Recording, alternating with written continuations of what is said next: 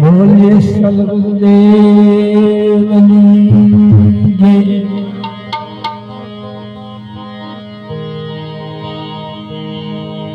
પૂજ્ય મદનલાલ મહારાજની જય।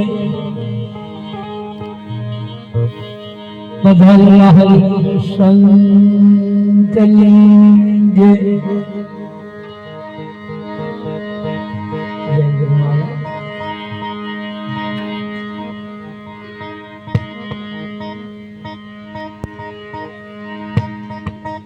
આજનો પવિત્ર દિવસ પૂજ્ય મગન બાપુની જન્મતિથિ નિમિત્તે ઝાપટામાં સુંદર સંત મિલનનું આયોજન થયું અને પૂજ્ય રજલાલ બાપુએ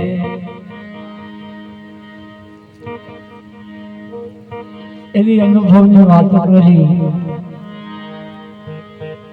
પણ જેની શુદ્ધતા શબ્દમાં લાગી હશે ને એને પકડાય લાગે આમ બધું પહોંચી જ જાય। જરા ઈકો સગંજ આ બાજુ મારો ઈકો પકડેલો, ઈકો સગંજ મારો ઈકો પકડેલો, બે લંગડા જેવા મેળ આવતા નથી એવા છે।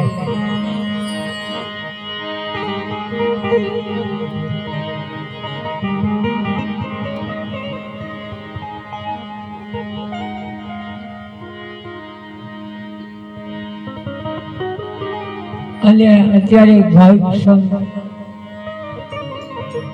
જે હરિરસ હૃદયે ભજન ગવાયું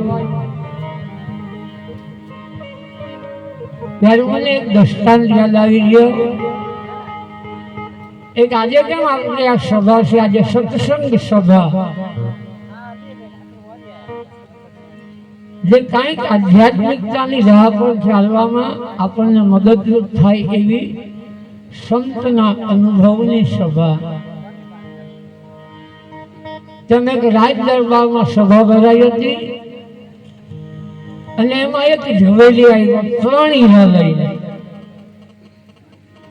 3 હીરા એક સરખા વજનના, એક સરખાઈના ઘાટ ઘડાયેલા, એક સરખાઈના પહેલ કપાયેલા, એક સરખાઈના તરફુનિયાઈ પાડેલા, 3 સમાન દેખાય। એમાં એ ઝવેરીએ કીધું કે આમાં 1 હીરો સાચો છે અને બાકીના 2 જૂઠા છે।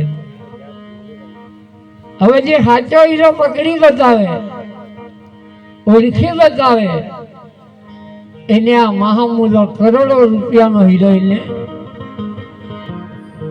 દાનમાં આપી દેવો। આખી સભા આ વાતને પારખ કરવાની થઈ, પણ સાચો હીરો કોઈથી પરખાયો નહીં। સ્વયં રાજાધિકારની પરખાયો, કેટલાય જ્ઞાની હતા એ લોકોથી પરખાયો। અને આ વાત નગરની બહાર એક આંધળો હતો, જેને દ્રષ્ટિહીન કહેવાય। બંને આંખોમાં એની દ્રષ્ટિની હતી અને એના કાને આ વાત ગઈ કે રાજાના દરબારમાં આવું કાંઈ કે ગોઠવાયું છે, અને જે સાચા હીરાની પરખ કરી આપે એને એ હીરો પેલો ઝવેરી આપી દેવાનો છે। એટલે આંધળો ગયો એ દરબારમાં, કોઈ પકડી લઈ ગયા સુરેશ બાપા જેવું, ચાલ તો દરબારમાં લઈ જા, મને હું પારખી આપું। લઈને ગયા એટલે આખો દરબાર ભરાયેલો હતો અને પેલો દેખી નહીં શકે એટલે એને આ હીરો પારખવા આવ્યો એમ કરીને બધા હસે છે। એને આ બધા દેખીતાથી નથી પરખાયો અને આ આંધળો પારખવા આવ્યો।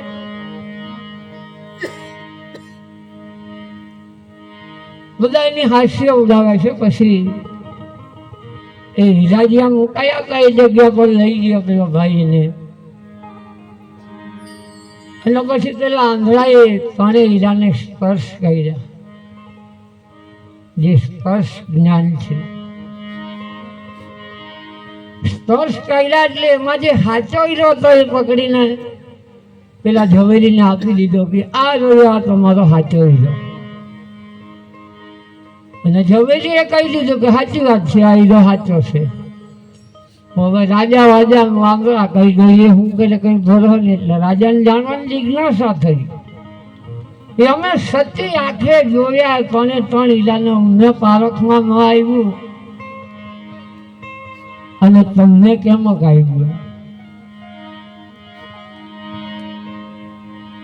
ત્યારે પેલા આંધળા વ્યક્તિએ કીધું કે જે 3 હીરા મુકાયેલા હતા અને એ 3 હીરા પર તાપમાન હતું. સૂર્યપ્રકાશ પડતો હતો, યાની કે તાપમાન પડતું હતું. એમાં જે સાચો હીરો હતો એ ઠંડો ગાળ જેવો હતો અને જે જૂઠા હીરા હતા ને ગરમ થઈ ગયેલા. આટલું જોઈ પેલો જાણી ગયેલો. એટલે અત્યારેથી ગુરુજીએ હરિરસ પાયો, એ ભજન ચાલ્યું. એમાં આના કરતા બધા હાલા પરવાળા હતા, એ કોઈની નાચી લે આવડો એ નાચી ગયો એટલે મને યાદ આવ્યું. ત્યાં પછી એને એટલા હરિરસ પીધો છે, બાકી બીજા એ શ્વાસ પીધો હોય એવું લાગે છે મને. ખરું ખોટું નહીં? સુંદર વાત. અસંતની વાતો અટપટી ઝટ સમજાય ન જાય ને જેને જેને ઝટ સમજાઈ ગઈ છે એની બધી ખટપટ તો મોટી ગઈ છે. જાણે બીજાને જેવું દેખાતું એવું પણ એના ભીતરમાં તો મચી ગયેલી હોય, મચી ગયેલી હોય ને મચી ગયેલી હોય. બાકી સામાન્ય જેની પાસે જે હોય એ જ હે, તમે ગમે એટલું કરો એને.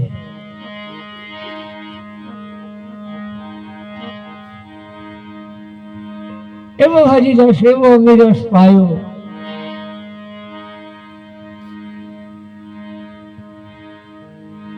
મનને પહેલા અમન બનાવી દીધું.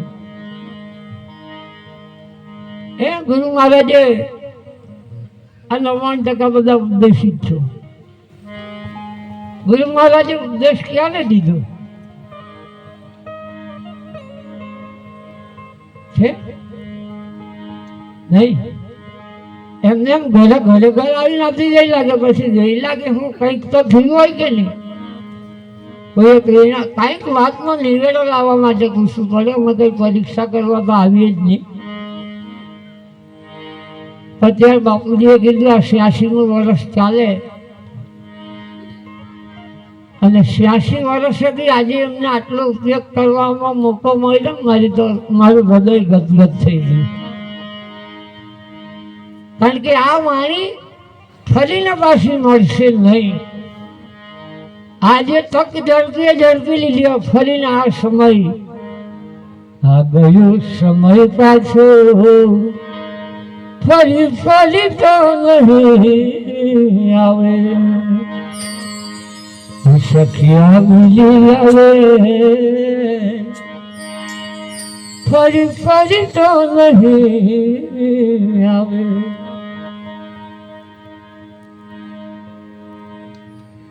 આજે કઈ મદન બાપુ